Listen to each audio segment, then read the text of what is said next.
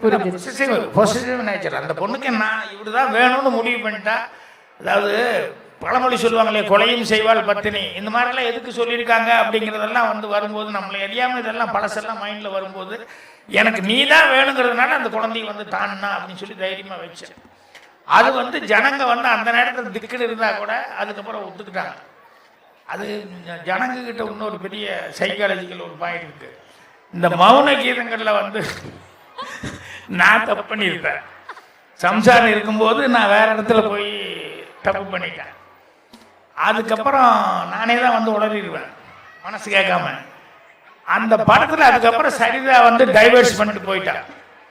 அதுக்கப்புறம் அந்த சரிதா திரும்பவே இல்லை என் பக்கம். ஆனால் நான் வந்து ஒரு தடவை தப்பு பண்ணிட்டேன் அப்படின்னு சொல்லிட்டு அதுக்கப்புறம் நான் இன்னொரு கல்யாணம் பண்ணிக்காம அந்த ஃபேமிலியவே, சரிதா ஃபேமிலியவே பரவாயில்ல அந்த பொண்ணு விட்டுட்டு போயிடுச்சேன்னு நான் தான் பாதுகாத்துட்டு இருப்பேன். ஸோ கடைசி வரைக்கும் தப்பு பண்ணது நான். இந்த சரிதா அந்த உருன்னு அந்த பொம்பளையை தாங்கிக்க முடியாது, அந்த கோபமாக இருக்குமில்ல, படம் பாட்டு இருந்த பொம்பளையா, அடா என்ன பாகியராஜ் பெரிய தப்பு பண்ண, ஒரு தடவை ஏதாவது இதெல்லாம் உலகத்தில் நடக்காதுதா அப்படின்னு சொல்லிட்டு எனக்கு சப்போர்ட்டாக பேசினாங்க. அதே முந்தான முடிச்சுட்டு உள்டா ஆகி போச்சு.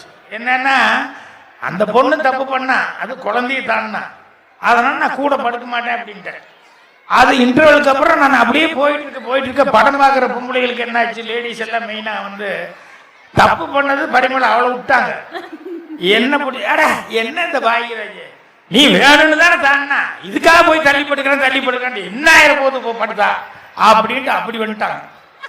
ஸோ நியாயத்தை நாம் எப்படி சொல்லுகிறோமோ அது வந்து ஜனங்க அதுக்கு தகுந்த மாதிரி அது கரெக்டாக இருந்துன்னு அக்செப்ட் பண்ணுவாங்க. அதுதான் புதிய வார்ப்புகளில் வந்து தாலியை கழட்டி போடுறதுக்கு வந்து ஜனங்க அப்ரிசியேஷன் கிடைச்சது. அதுக்கு நான் டைலாக் எழுதினேன்.